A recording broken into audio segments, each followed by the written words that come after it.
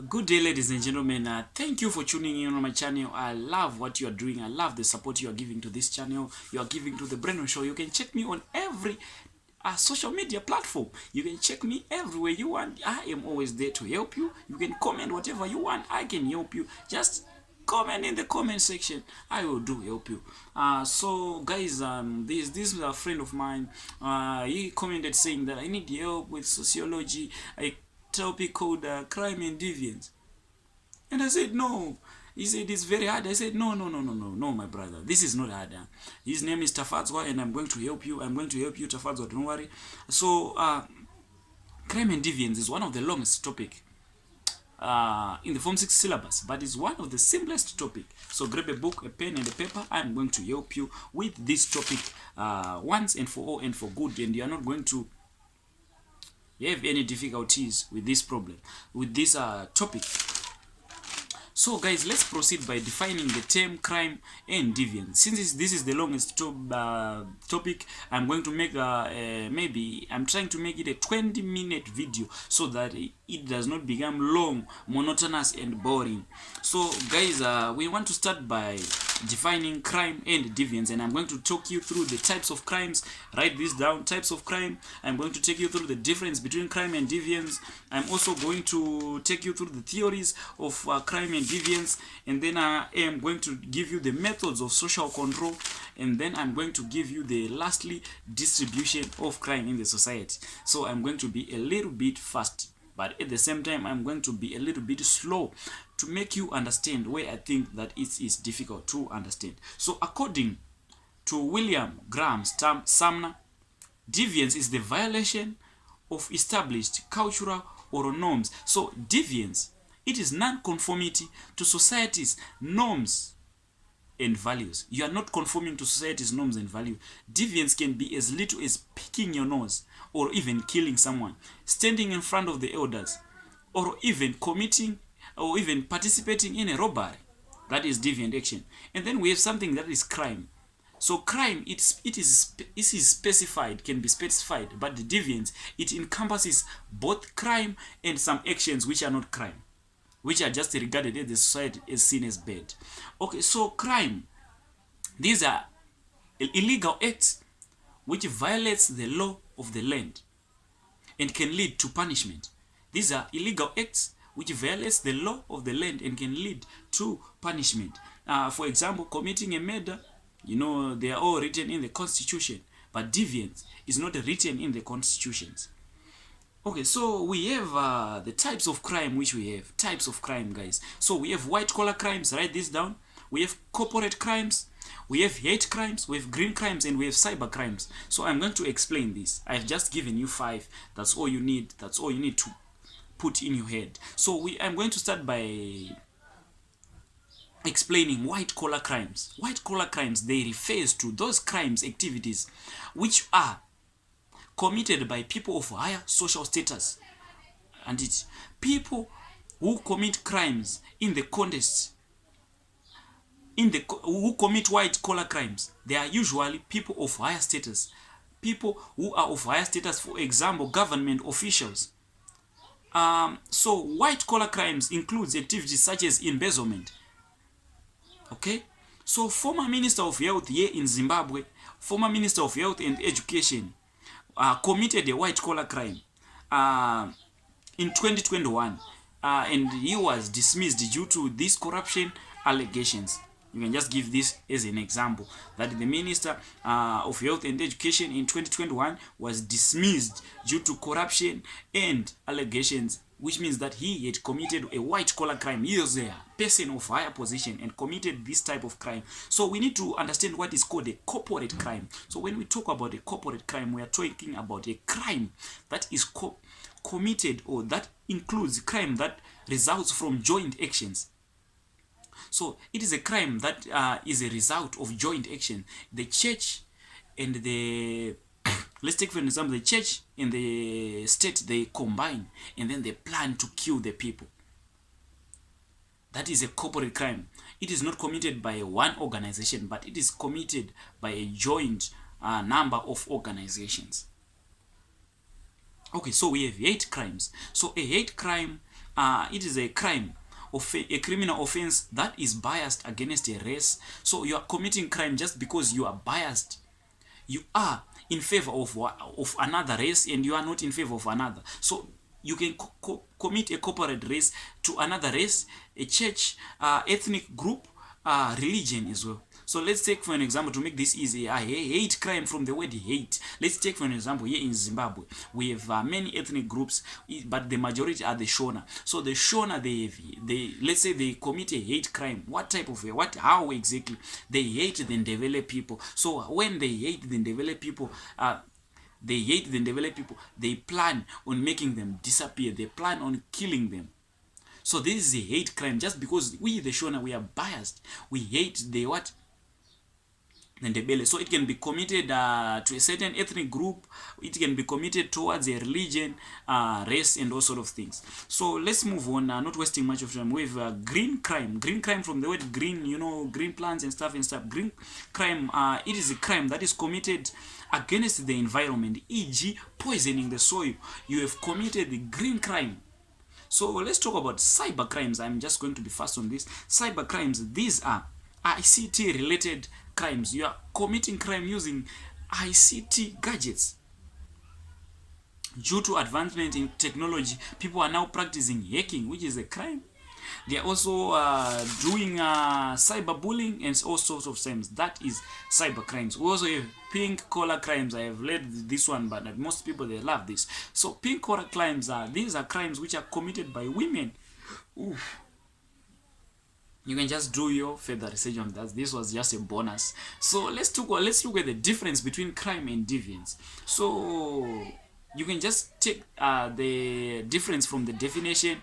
So the first difference is from the definitions of crime and deviance. So you can just start by saying deviance, it is non-conformity to society's norms and values, and it is different to crime, which refers to actions which violates the law of the land and can lead to punishments. Those are different. So another difference is that deviance is not written or documented.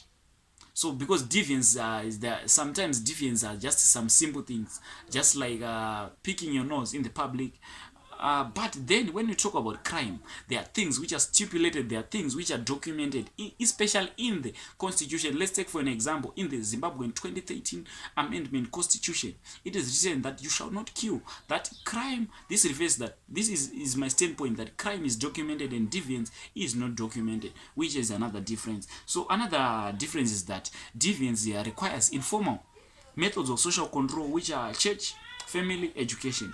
But then when we talk about crime, it requires formal methods of social control, which includes the police, judiciary, fines, and all sorts of stuff.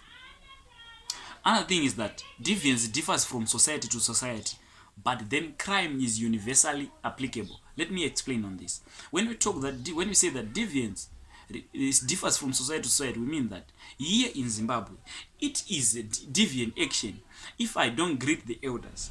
But then maybe in some societies, they say that if you don't greet the elders, you are then given, you're a good guy, you're a good guy.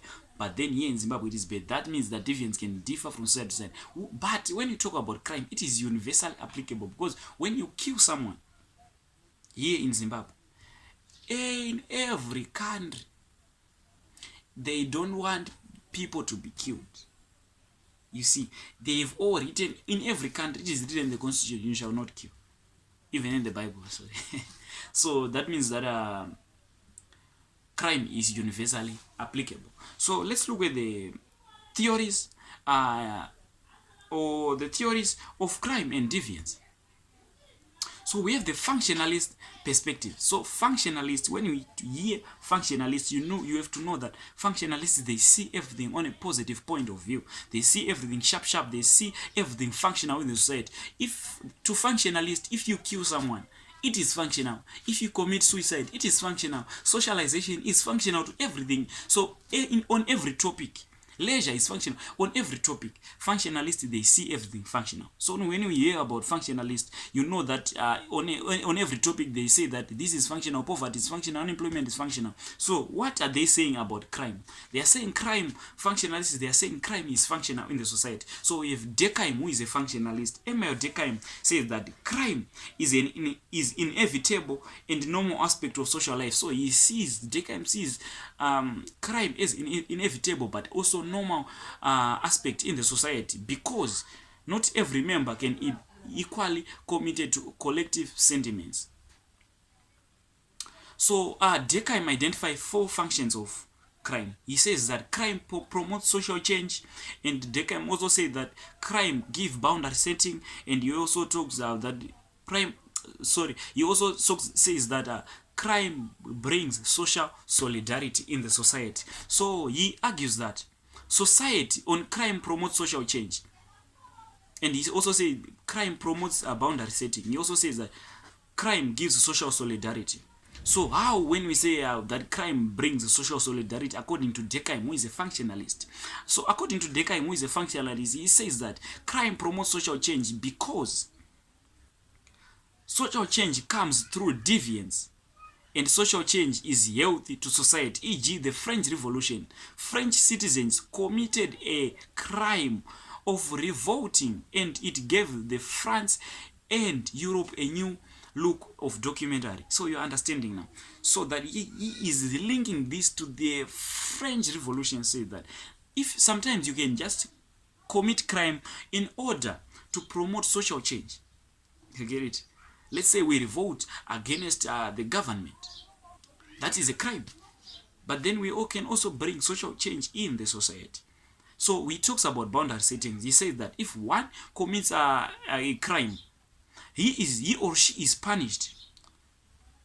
Okay, and this helps others not to do the same thing. So he says, he's talking about, Durkheim, who is a functionalist, is talking about boundary setting, saying that if one commits a crime, he or she is punished, and that punishment can be an example to other people not to commit that same crime. So that creates a boundary setting. I think I'm explaining, I can feel myself. So okay, so we also talk about social solidarity. So Durkheim, who is a functionalist, says that crime brings social solidarity in the society. So what does Durkheim, who is a functionalist, says?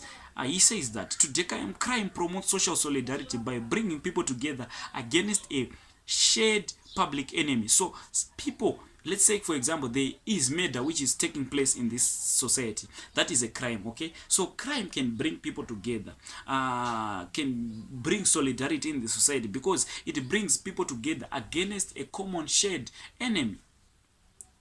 Okay, so we are done with the functionalist. There are many functionalists, guys. We can even spend the whole day talking about functionalists. But as I have said, functionalists, they see everything on a positive point of view. So we have the Marxist perspectives on deviance. So Marxists, they blame everything on the capitalists. When you hear about Marxists, they link everything to capitalism. When we talk, let's take for an example, they see the family benefiting the capitalism, everything, they see that it being committed or in the benefit of the capitalism. What is capitalism? Capitalism, these are people who owns the means of production. Your boss is a capitalist. So to Marxists, they blame our bosses. They blame our bosses who they refer to as the capitalists. Okay, so our parents, they are working for the capitalist. Okay, that is simple. So to Marxists, he argues that all deviance derive from capitalists, those people who owns the means of production.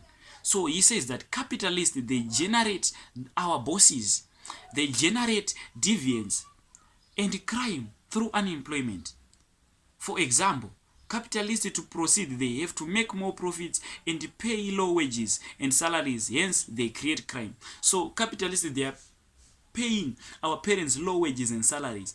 Hence, our parents they are now come in the society, and for you to go to school, our parents they are then forced to go and steal. Then they steal money, they do embezzlement, they commit crime. That's the Marxists, they are saying that it is the capitalists who are causing crime in the society. Okay, according to Snyder, the ruling class, she says that the ruling class commits more crimes Okay, according to Marxists, they say that the ruling class, they commit more crimes than the working class. Okay, Marxists argues that permanent solution to crime and deviance lies in the abolition of capitalism. So they say that in order for us to put an end to crime and deviance, we have to put an end to capitalism by replacing it with an advanced communist society. That's according to Marxists. So without wasting much of your time, let's move on and look at the functionalists. Okay, so the functionalists, they talk about gender inequality. Functionalists, these are people who talks about inequality, sees the difference of men and women in the society. They say that women are oppressed in the society. Okay, so what does feminists say? Okay, so they focus on the influence of gender inequalities of the opportunities to commit crime and deviance.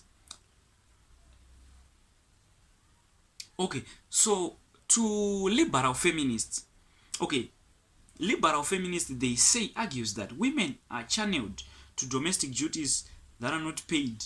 Okay, so women, they are usually given those duties which are not paid in the society. And Marxist feminist argues that capitalist system largely employs males and hence women are subject to poverty. So feminists, they are seeing this big difference between men and women, big difference between men and women. They are saying that women, they are given duties which are not paid. Men are the ones who are employed and women are not employed. This leads to crime. How exactly? And then women are subjected to poverty, resulting in shoplifting and prostitution. Okay, so radical feminists now, they believe that women deviance results from their biological makeup. Women, they says that women are sexually raped by males, leading to unwanted pregnancies. These are radical feminists. They are saying women are raped, and leading to unwanted pregnancies. Women in this usually plan an abortion, which is a crime. So they say that they are all blaming everything on men. They are blaming everything that the crime which is committed by men is usually caused, women is usually caused by men. There's inequality in the society. So we have another theory which is a symbolic interactionist. So these people, they usually talk about interactions in the society. So Baker argues that crime develops from labeling. So symbolics, they usually talk about labeling especially. So they say that if you are labeled as a thief, it can be a self-fulfilling prophecy that you can end up as a thief. Let's say for my parents, they say, my boy is a thief. He's a thief. So I will end up stealing. Shoplifting, and because they have labeled me as a thief, so I would continue doing that. Okay, so according to Baker, he argued that if an individual is labeled as a criminal, mentally ill, or sexual deviant, some may assume that these labels are negative. If an individual is labeled deviant, they will see themselves as deviant. Okay, so I am done with this way. All these theories which are given you, these are social theories. They are just talking about the society they are talking about. But then there are people who says that people commit crimes because of their biological makeup. You understand? So now we have the biological, these were social theories, now we have the biological theories. Those who don't blame the society, those who don't blame the men, those who don't blame the capitalists, those who don't blame the labels, but they blame that if you are born, that an individual is just born criminal and some are not. Okay, how exactly? So let me take you through these biological theories. They see crime as a form of illness caused by pathological factors that are specific to certain individuals. Okay, so we have a neurotransmitters theory. And so neurotransmitters indicated that, okay, this is a neurotransmitters theory. Okay, so they indicated that the offenders is an abnormal brain as compared to non-offenders. So these are neurotransmitters. It is a biological theory.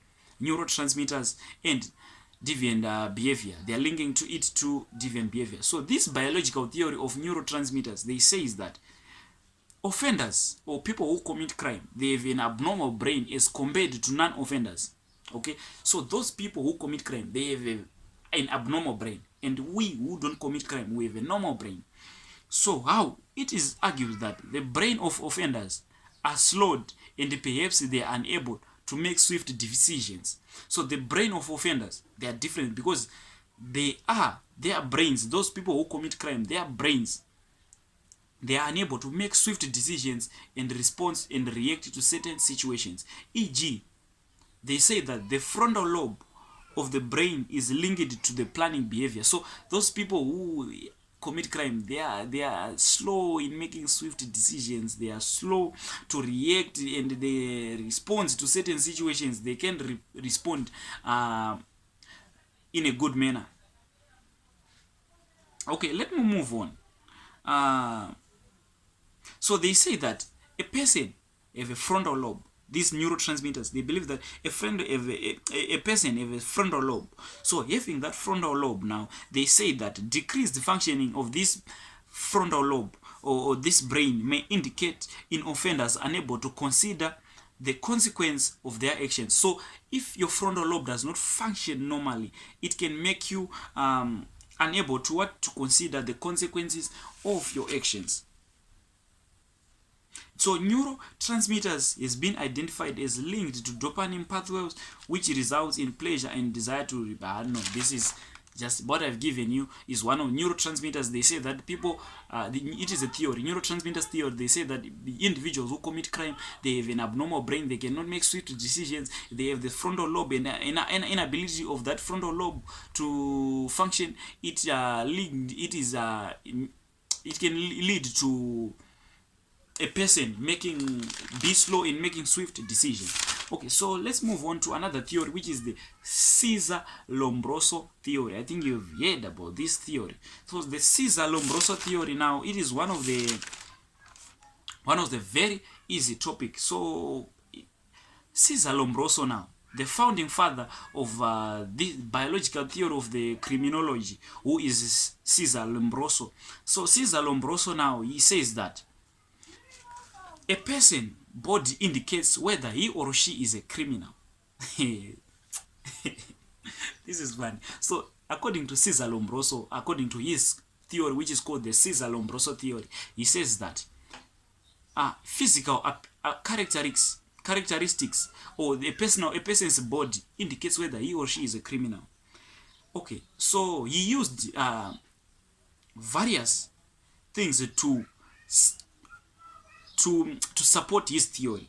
So what does Caesar-Lombroso says? So he says that the physical characteristics he used to identify criminals was, he says that if a person has these features, if a person has these features, he is a criminal, he or she is a criminal. So he says that if a person have a twisted nose, okay, if a person have that face which is asymmetry, or he says that if a person have large ears, large lips, twisted nose, excessive cheekbones, excessive wrinkles, excessive wrinkles, large ears, large lips, large arms, large hands, a big face, that person is said to be, and a wrinkled skin as well, is said to be a criminal.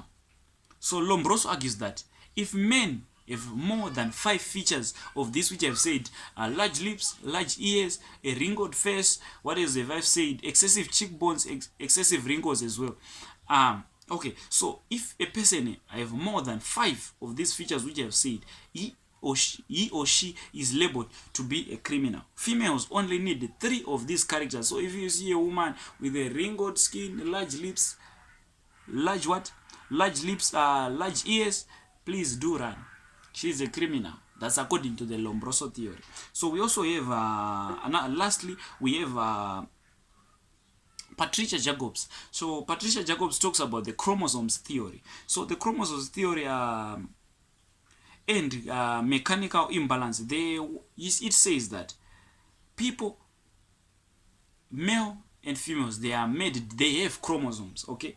The Y chromosome theory believes that criminals have an extra Y chromosome, giving them an XYY. So individual, let's say we men, okay, women, we have the XY chromosomes. Okay, so if we have the XY chromosomes, if you have an extra Y making it an XYY chromosome, you are labeled to be a criminal, having an extra Y in your chromosomes. Okay, so having this extra Y, a man have to have an XY chromosomes, and those with extra Y are unstable and immature. Hence, they can commit crime. They commit crimes, motiveless crimes. Hence, chemical imbalances lead to crime. So this is just talking about the chromosomes theory. People having an extra Y chromosomes, men having extra Y chromosomes, committing more crimes. So we are done with the theories of crime and deviance. So let's make this 35 minutes. Okay, so the methods of social control now. So as I have checked, we have informal methods of social control, and we have formal methods of social control. Let me give you the informal methods. The informal method, we can control crime and deviance in the family, which is informal. When we can also control informally through education, religion. Let me talk about the family. The family members informally, they control crime and deviance in the society, because parents, they can be effective in discouraging deviant actions. Okay, the education system, it discourages deviant actions as well. Religion, according to persons, the role of religion is to enforce norms and values of society by threat of being sent to jail. So religion is just it just solves what crime and deviance, which is informally. So I've talked about informal methods of social control, which are the family, education, religion. So let me talk about the formal agency of social control. By 35 we'll be done. Okay, so the formal methods, we can talk about the police. The role of the police is to enforce the law and investigate crime. They make sure individuals are conforming to norms and values of the society. So this is a formal of the police. The police, they are formal. The education is informal. The religion is informal. The family is informal. Peer groups, they are informal. And let's talk about the fine as well. Is formal. Police is formal. Fine is formal. And the community service is formal. Prisons, they are formal. So you can just explain this in your own words. So let's talk about the measurements of crime. We have what is called official statistics. So these are, what is official statistics? Official statistics, these are statistics which are used to measure crime and show why some groups are more involved in crimes than others. So official statistics, we can get them especially at the police station. So they can be a document which gives all records of crimes. So these official statistics, they are very helpful. They can help us measure crime in the society. That's why we call this the measurement of crime. They have their importances. One importance is that they show that the working class commit more crime than the upper class due to poverty, status, frustration. Many prisons such as the Chikurubi have more lower class offenders than higher class. So those people of the working class, according to official statistics, people of the lower class, you understand, people of the lower class, people of the working class, they commit more crime than people of the higher class. It is said that main prisons such as the Kurubi have people of the lower class offenders than the higher class. Okay, so another thing is that official statistics are produced annually. That is an advantage. They provide public criminology. Okay, so anyone who also need, they are published every year. Sorry, official statistics are published every year. So anyone who is interested in criminal data can just use this one. Can just use them. Okay, so we have that official statistics, they show the trends and patterns of crime. Okay, so public statistics supplied by the ZRP, Zimbabwe Republic Police, carried out in it is said that in November 2018 showed an increase in fraud up to 13%. So they show the trends of the trends and patterns of crime. So let me get in the game. So another importance of official statistics is that official statistics, they show types of crime which are being committed by people in the society. So they have their weaknesses. The major weakness of official statistics is that people don't report crime. But why don't people report crime? This is going to come in your examination. So listen to this. Why do individuals do not report crime? Individuals do not report crime because they have lack of faith in the police investigations and solutions. So they have been intimidated by the perpetrator. Let's say, for example, I'm abused, and then they say, if you just go to report to the police, we are not going to pay for your varsity. And then I'm intimidated by the perpetrator, I'm not going to report. That's why. Okay, so another thing is that police do not record all crime. That makes officers may want to run away from the crime that is a lot of paperwork. So then they don't report. That becomes the weakness of official statistics. So we have the distribution of crime. Gender. So we have the distribution of crime in the society. The distribution of crime and dividends in the society. So there is a link.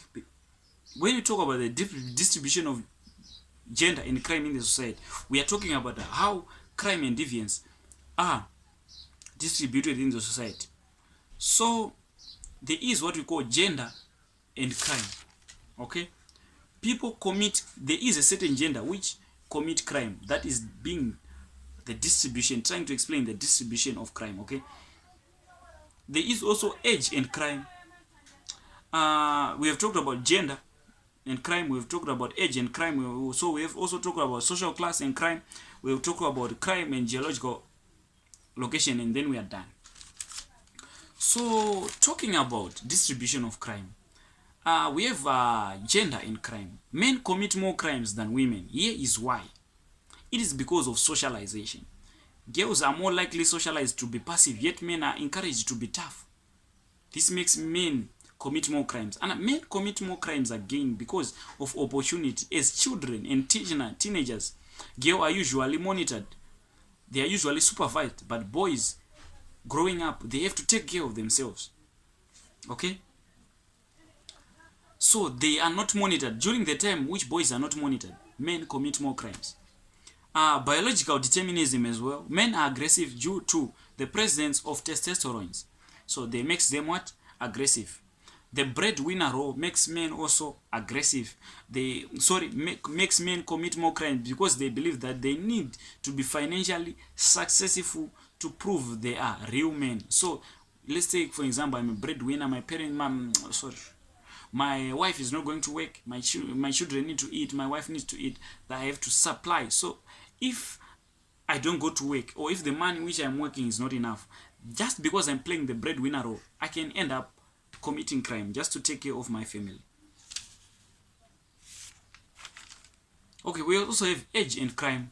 So crime rates rise sharply during adolescence and falls as people get older.